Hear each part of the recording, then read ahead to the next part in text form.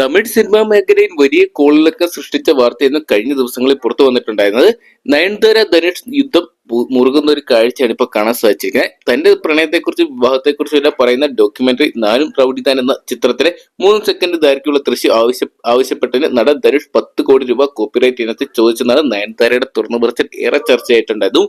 ധനുഷിന്റെ അനുമതിയില്ലാതെ നയൻതാര ആ ദൃശ്യങ്ങൾ തന്റെ ഡോക്യുമെന്ററി ഉൾപ്പെടുത്തി. ഇതോടെ വിവാദം കത്തി. നയൻതാരയ്ക്ക് അന്ത്യശാസനവുമായി ധനുഷിന്റെ വക്കീൽ നോട്ടീസ് എത്തി.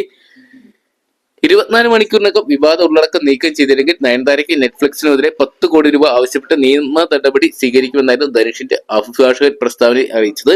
എന്നാൽ നയൻതാരയും ടീമും ഇതിന് തയ്യാറായില്ല. ഇതോടെ മറ്റൊരു നോട്ടീസ് കൂടി അയച്ചിരിക്കുകയാണ് ധനുഷ്. ഇപ്പോൾ 24 മണിക്കൂറിനുള്ളിൽ വീഡിയോ നീക്കം ചെയ്തില്ലെങ്കിൽ പ്രത്യേകത 10 കോടി രൂപയിൽ ഒതുങ്ങില്ലെന്നും ഗുരുതരമായ നിയമ നടപടി നേരിടേണ്ടി വരുമെന്നും അദ്ദേഹം വ്യക്തമാക്കി. ഡോക്യുമെന്ററി ഉൾപ്പെടുത്താനായി ധനുഷിനോട് അനുവാദം ചോദിച്ച പിന്നീട് ദൃശ്യം ചിത്രീകരിച്ച തന്റെ ഫോണിലാണെന്നാണ് നയൻതാരയുടെ വാദത്തിനും ധനുഷിന്റെ അഭിഭാഷകൻ മറുപടി പറയുന്നത്. ബിഹൈൻഡ് ദ സ്ക്രീൻ ദൃശ്യങ്ങൾ ചിത്രീകരിക്കാൻ എന്റെ കക്ഷി ആരെയും ചുമതലപ്പെടുത്തിയിട്ടില്ല എന്നാണ് ധനുഷിന്റെ അഭിഭാഷകൻ നൽകുന്ന മറുപടി. എന്തൊക്കെയാണ് ഈ ഒരു വിവാദം ഇപ്പോഴത്തെ വലിയ രീതിയിൽ ചർച്ചയായിട്ട് മാറിക്കൊണ്ടിരിക്കുകയാണ്. ധനുഷിനെ അനുകൂലിച്ചും പ്രതികൂലിച്ചും അതോടൊപ്പം നയൻതാരയെ അനുകൂലിച്ചും പ്രതികൂലിച്ചും നിരവധി ആൾക്കാരാണ് രംഗത്ത് വന്നുകൊണ്ടിരിക്കുന്നത്. ചിത്രത്തിന്റെ നിർമ്മാതാവ് എന്ന നിലയിൽ ധനുഷിന്റെ ക്ലിപ്പിന്റെ ശരിയായ ഉടമസ്ഥാവകാശം ഉണ്ടെന്നും അദ്ദേഹം ചൂണ്ടിക്കാട്ടി. ശനിയാഴ്ചയാണ് പൗരാവകാശ ലംഘനം ആരോപിച്ച് ഡോക്യുമെന്ററി ധനുഷ് തടസ്സപ്പെടുത്തിയെന്ന് ആരോപിച്ച് നയൻതാര രംഗത്തെത്തിയത്. ഡോക്യുമെന്ററി നാരൻ റൗഡിതാൻ എന്ന ചിത്രത്തിലെ ദൃശ്യങ്ങൾ ഉൾപ്പെടുത്താൻ തന്റെ team no objection certificate NOC തേടിയിരുന്നു. എന്നാൽ 3 സെക്കൻഡ് മാത്രമുള്ള വീഡിയോയ്ക്ക് 10 കോടി രൂപ ആവശ്യപ്പെട്ട് NOC നൽകാതെ ധനുഷ് വൈകിപ്പിച്ചു എന്നുമാണ് നയൻതാര ആരോപിച്ചത്. പിന്നീട് സിനിമയിലെ BTS വീഡിയോ ആണ് ഉപയോഗിച്ചതെന്നും നയൻതാര പറഞ്ഞിട്ടുണ്ടായിരുന്നു.